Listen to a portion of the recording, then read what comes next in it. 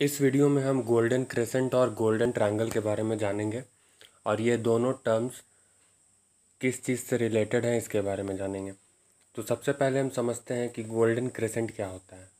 Golden crescent Afghanistan, Iran और पाकिस्तान के reason को कहा जाता है जहाँ पर बहुत लार्ज स्केल में ओपीएम का प्रोडक्शन होता है और ये दुनिया में सबसे ज़्यादा प्रोडक्शन अगर कहीं पर ओपीएम ड्रग का होता है तो वो अफ़गानिस्तान का है। दूसरी तरफ गोल्डन ट्रायंगल म्यांमार, लाओस और थाईलैंड इन एरियाज़ को कहा जाता है और इसमें जो खास करके म्यांमार है वहाँ पे आर्टिफिशियल ड्रग का बहुत ज़्यादा प्रोडक्शन किया जाता है। अब ये दोनों ही चीज़ें गोल्डन क्रेसेंट और गोल्डन ट्रायंगल इंडिया के पर्सपेक्टिव से क्यों ज़रूरी है ये समझते हैं। क्योंकि इंडिया जो है इन दोनों के बीच में लाई करता है।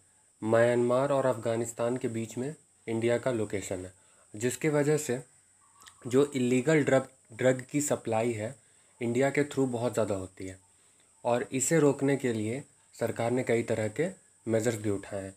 तो इंडिया के लिए ये जो ड्रग का प्रोडक्शन है, इलीगल ड्रग का जो प्रोडक्शन है, ये इतना ज़्यादा थ्रेट बन चुका है कि सरकार को बहुत ज़्यादा इसमें ध्यान देने की ज़रूरत है।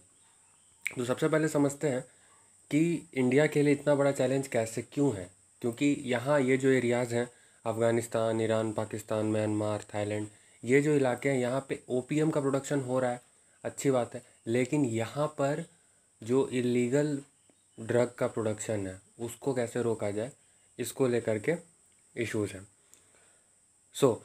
एक रिपोर्ट आती है हर साल, उसको बोलते हैं यूएनओडीसी। यूएनओडीसी जो है ये एक रिपोर्ट पब्लिश करती है ड्रग एंड नारकोटिक्स को लेकर के।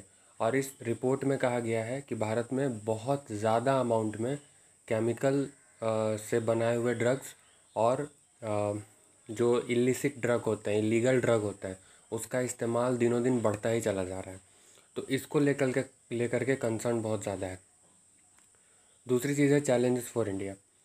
चैलेंजेस फॉर इंडिया में ये है कि सबसे जो ओपीएम, जो नेचुरल ओपीएम है उसका कंजम्पशन तो बहुत ज़्यादा है ही, साथ में अब धीरे धीरे नेचुरल ओपीएम से हट करके सिंथेटिक ड्रग कंजम्पशन की तरफ भी लोग इसका कंजम्पशन कर रहे हैं। ओके, सिंथेटिक ड्रग कंजम्पशन के साथ साथ प्रोकर्सर केमिकल का मतलब है कि जो कृत्रिम रूप से यानी आर्टिफिशियल रूप से जो ड्रग्स बनाए जाते हैं, जिसमें कीटामाइन, कोडीन और एस्थेटिक एनहाइड्राइड एक्सेट्रा, ये सब जो केमिकल से बनाए हुए ड्रग होते हैं, इसका चलन बहुत ज़्यादा बढ़ गया है। तो ऐसा क्यों हुआ? सबसे बड़ा रीज़न है कि इंडिया का लोकेशन, ये दोनों ही गोल्डन क्रेसेंट और गोल्डन ट्रायंगल के बीच में मौजूद है। इसके वजह से तो एक रीज़न है ही, साथ में यहाँ पर ओपीएम का बहुत ही आसानी से अवेलेबिलिटी हो जाता है। दूसरा है इनएफेक्टिव बॉर्डर मैनेजमेंट।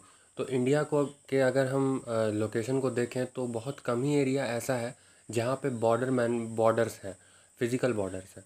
तो इनएफेक्टिव बॉर्डर मैनेजमेंट में कई तरह के इश्यूज़ आ जाते हैं।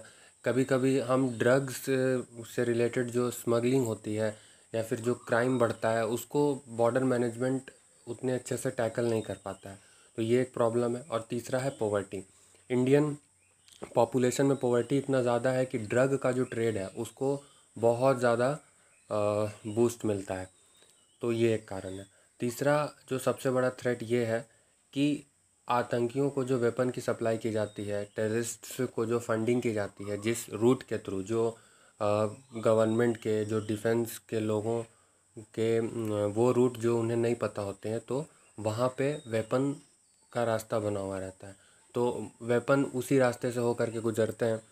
लेकिन सबसे बड़ी समस्या ये है कि जिन रूट्स में वेपन का सप्लाई होता है, इलीगल वेपन्स का ट्रांसफ़र होता है, उसी रूट में ड्रग का भी ट्रांसफ़र होता है। तो एक तरह से देखें तो ये जो वेपन है और ये जो ड्रग का जो ये स्मगलिंग है, ये दोनों एक दूसरे से बहुत ज़्यादा रिलेटेड है। हम 1993 में जो बॉम्ब ब्लास्ट हुए थे मुंबई में, उसमें भी ये देखा गया था कि कई सारे ड्रग पेडलर अरेस्ट हुए थे और उनके साथ जो है वेपन को यहाँ तक लाया गया था।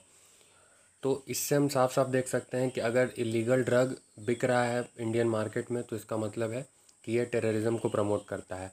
और इलीगल ड्रग के थ्रू जो मनी जनरेट होती है उसका इस्तेमाल टेररिस्ट वेपन्स को बनाने के लिए करते हैं। तीसरा, हेल्थ पर्सपेक्टिव से देखें तो जो नॉर्थ ईस्टर्न स्टेट्स हैं, है ना, वहाँ पे HIV एड्स जो बीमारी है इसका बहुत ज़्यादा स्प्रेड हो रहा है, क्योंकि यहाँ पे नारकोटिक्स बहुत आसानी से अवेलेबल हो जाते हैं। तो जब ड्रग से रिलेटेड इतनी बड़ी समस्या इंडिया में है तो फिर मेजर्स क्या क्या ले रही है सरकार। तो पहला मेज़र तो यही है कि लॉज बनाए गए हैं, लेकिन लॉज उतने भी बहुत कड़े नहीं हैं जिससे कि इसको रोका जा सकता है। दूसरा है narcotic drug and psychotropic substances act 1985। तो इस एक्ट के तहत जो ड्रग्स है, जो इलीगल ड्रग है, उसका प्रोडक्शन, सेल और कंजम्पशन पे बैन कर लगाया गया है। और अगर कोई इस तरह का आपराधिक एक्टिविटी में इंडल्ज्ड होता है तो उसको सज़ा मिलती है। दूसरा, 1985 के करीब NCB की स्थापना की गई। ये एक नोडल एजेंसी है और इसके अंदर एक NDPS एक्ट बनाया गया।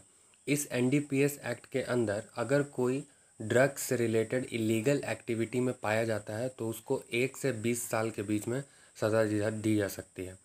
तीसरा इम्पॉर्टेंट काम हो रहा है वो है बॉर्डर मैनेजमेंट का। बॉर्डर्स पे अब बहुत ज़्यादा पैनी नज़र बनाए रखते हैं जो सिपाही हैं।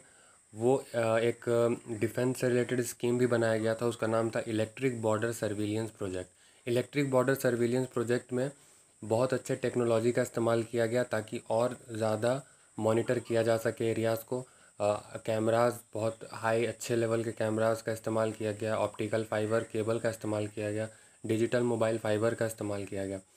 उसके बाद इंडो पाक बॉर्डर जो है वहाँ पे, क्योंकि ये ड्रग्स का और टेररिस्ट ऑर्गेनाइजेशंस का बहुत ज़्यादा उसमें एक्टिविटी होता है, तो उसको लेकर के वर्चुअल फेंस बनाए गए हैं, लेज़र अलार्म्स बनाए गए हैं।